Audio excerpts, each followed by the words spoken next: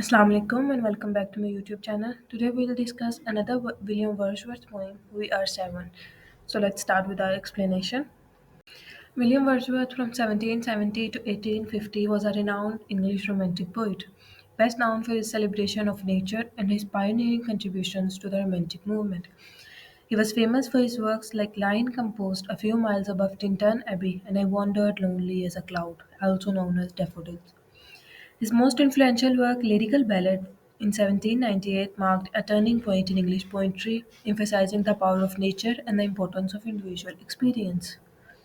Moving to the poem's introduction, this ballad is from the collection of the poems of Lyrical Ballad in 1798, which captures the innocence of child perspective on life, death, and familial bonds. This poem is basically the conversation of the speaker, who is an adult, and the young girl of 7 years old. This poem is a profound dialogue about mortality because the young girl says that her dead siblings are the still part of the family, and the speaker's point of view is contrary to that. This poem highlights the philosophy of the Wordsworth that child have still that celestial light with them, and they know that eternal truth better than the adults know. So they know the truths about life, death, and existence of human in this world better than the adults know.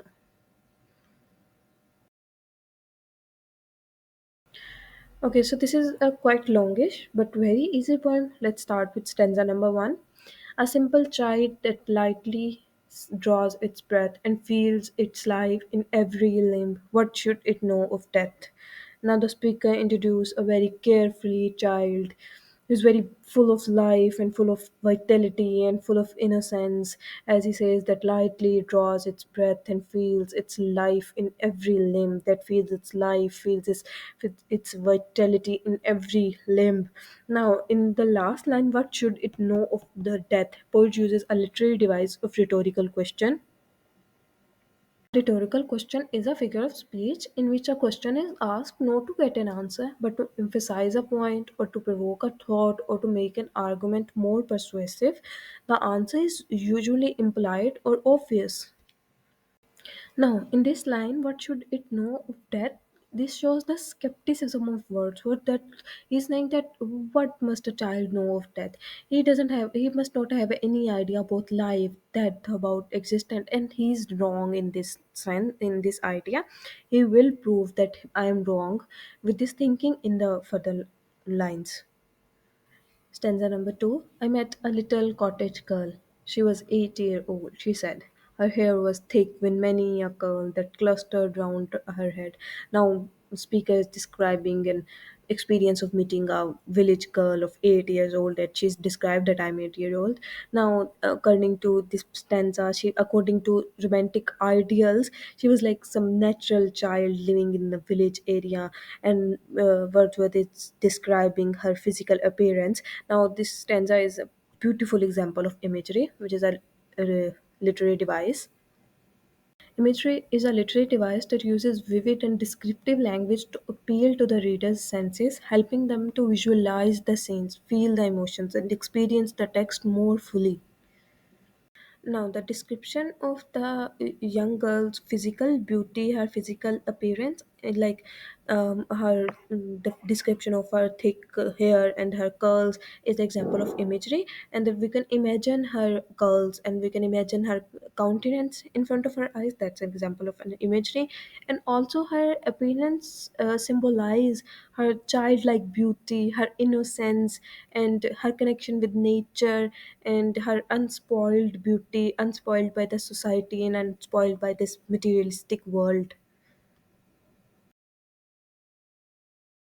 Stanza number three. She had a rustic woodland air, and she was a widely clad. Her eyes were fair and very fair. Her beauty made me glad. Now Wordsworth is talking about her appearance and her clothing. Now he's saying that she had a rustic woodland air. He's saying that her clothing and her appearance were very according to the pastoral and rural setting, and she was a widely glad. He's actually narrating that she was very closely related to the nature. She was brought up in the nature, and it could be visible in her appearance. Her eyes were fair and very fair. Now there is a literary device of repetition in this line. Repetition is a literary device that involves intentionally repeating words, phrases, or ideas to create emphasis, rhythm, or to sense of cohesion in the text. Now, the Wordsworth here uses her eyes were fair and very fair in order to emphasize the amount of fairness, the amount of beauty in her eyes, the amount of simplicity in her eyes. Her beauty made me glad. Now he's saying that her beauty, the immense beauty in her eyes and an immense beauty in her appearance made me glad. And her beauty had a lasting impact on me. Sisters and brothers, little maid, how many may you be? How many? 7 in all, she said, and wondering looking looked at me.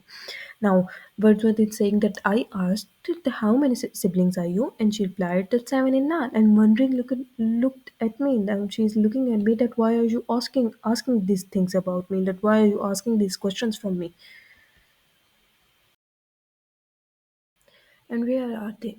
I pray you tell. She answered, 7 are we. 2 of us are at Conway Dwell, and 2 are gone to sea. Now Wordsworth is asking about the whereabouts of the siblings, and the girl is confidently describing their locations, saying that we are totally 7. 2 of us are gone to the Conway Dwell, and gone to see.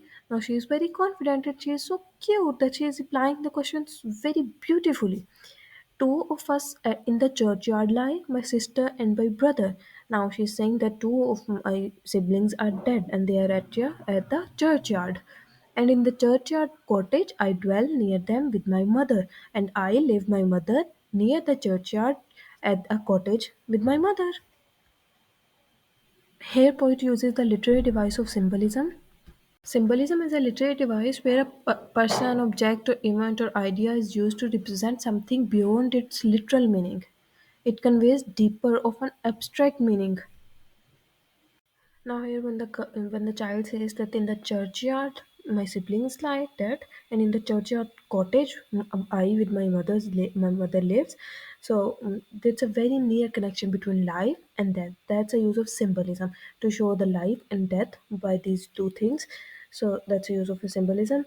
And from here, from this stanza, the conflict between the emotional perspective of the child, emotional and very deep perspective of the child, and the logical perspective of the adult begins. Now, being unable to understand, being unable to comprehend, and confused, Wordsworth asked again from the girl, you said that 2 at the convent dwell, and 2 are gone to sea.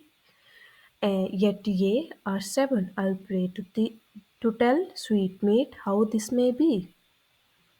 Now he's struggling to calculate that how this could be 7. He couldn't be able to comprehend that this calculation couldn't be answerable to 7. How this could be 7? So he's asking again. So moving to stanza number 8. Then did the little maid reply, 7 boys and girls are we. 2 of us in the churchyard lie beneath the churchyard tree. The girl reassures and reclaim her idea that we are 7 boys and girls, we are 7 siblings, 2 of them are dead and they are at the churchyard. She is still at her point, she is not ready to eliminate her dead siblings from the counting of her whole counting of siblings. Wordsworth is still arguing, you run about, my little maid, your limbs, they are alive. If 2 are in the churchyard laid, then ye are only 5. Now he's calculating with his logics. He's calculating that he's excluding 2 dead siblings. That's the dilemma of the adults. That's the dilemma of the logic and reasoning. That we exclude our dead people. And that's the beauty of the childhood, that they include everything, that's the celestial light that they still hold. Their graves are green, they may be seen, the little maid replied, 12 steps or more from my mother's door. and they are side by side. Now she even describes the location of the grave, and also a beautiful example of imagery, and it's a contrast to the logic of an adult who count only those people who are alive. That's an adult tendency to view the death as a separation, and she is emphasizing the physical closeness of the home and the closeness of the heart to those people. And this mention of the graves are green. This green is the symbolizes that the death is that the use of the symbolism, and they symbolize that the dead people are still part of the natural world.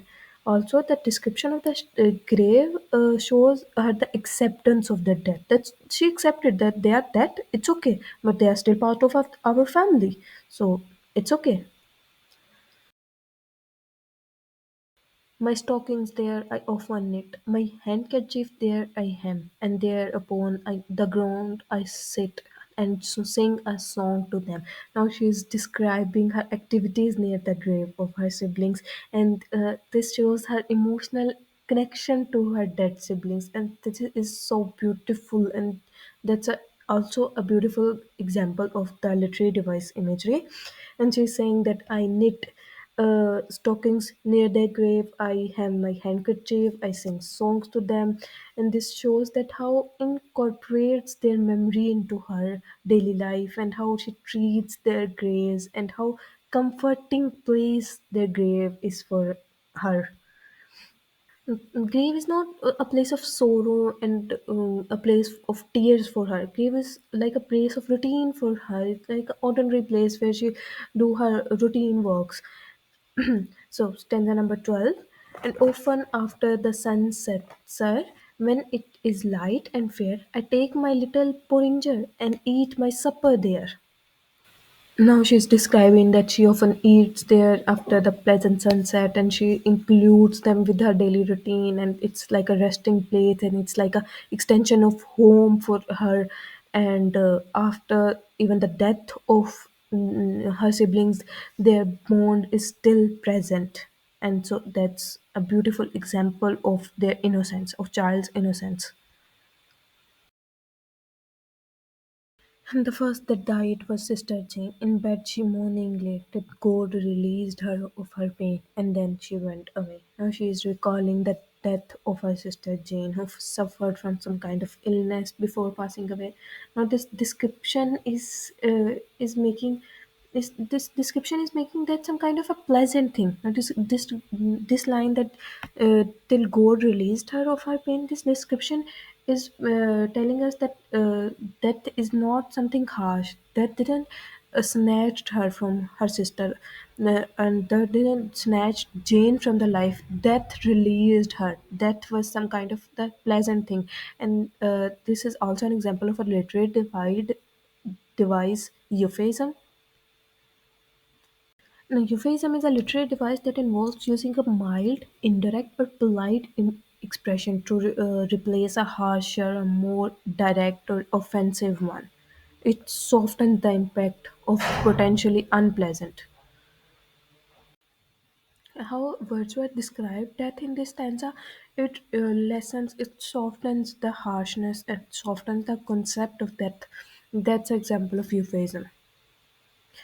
Stanza number 14. So in the churchyard she was laid, and when the grass was dry, together round her grave we played, my brother John and I. Now she is describing how Jane was buried here, and she and John was used to play there, and instead of mourning of her upon her death, they had this bond with her, and they were interacting with her, and they couldn't play with her, so they were playing around her. That was their innocence. Contrast is a literary device used to highlight differences between two or more elements such as characters, setting, themes, or ideas by placing two opposing elements side by side. Now, in this stanza, there's two ideas: the idea of mourning upon the death, the idea of shedding the tears by sitting side upon the grave. By contrasting in this paragraph, the siblings were playing around the grave and the siblings were happy around the grave. That's a contrast in this paragraph, in this stanza. And when the ground was white with snow, and I could run and slide, my brother was John was forced to go, and he lies by her side. Now in the winter, another unfortunate incident, the brother John is also dead. She could create the memories by running and sliding, but she loses her brother. So that was an unfortunate incident. But despite of her loses of her siblings, the child's ability to find that joy, the child's ability to still be happy. That's the beauty of that's the understanding of natural cycle. How many are you? Then said I, if they too are in heaven. Quick was the little maid's reply, O master, we are seven. Once again, the question of the speaker that the two of them are in heaven, and girl, however, firmly reaffirm that we are seven. She is not gonna be in Wordsworth logic. She'll be in her logic that we are seven. But they are dead. Those two are dead. Their spirits are in heaven. It was throwing words away. For still the little maid would have her will and said, Nay, we are seven. Now speaker once again tries to convince the girl that deceased should not be included in the count. However, he realized that arguing is futile. The girl remains steadfast that our family is complete. Now, this whole situation is an example of irony. That's a literary device. Now, irony is a literary device where there is a difference between the appearance and reality, expectations and the outcome, meaning and intention. It is used to create humor, emphasize contradictions, or convey deeper meanings. Now there is an irony that poem ends with the child's perspective winning over the adult's rationality. Now we adults, irony is that we adults believe that child's view is very naive, but the poem suggests that the understanding of child is more deeper and more profound than us adults. So it highlights that the purity and the wisdom of the child and the point of view of the child about the world is far better than us adults. So here this beautiful poem ends. They are some of the themes of the poem: life and death, innocence and wisdom of childhood, and unity of the family. Also, you can give the reference of another Wordsworthian poem, Ode to Immortality, where the Wordsworth gave the same idea that child have a celestial light with them. They just started their journey away from the code, away from the knowledge, so they still have some knowledge and some remnants of the knowledge with them, remnants of the eternal truth with them. That's why they know better than us. That's why mm, it is called the child is the father of the man. So that's the meaning of this whole poem. I hope you understand.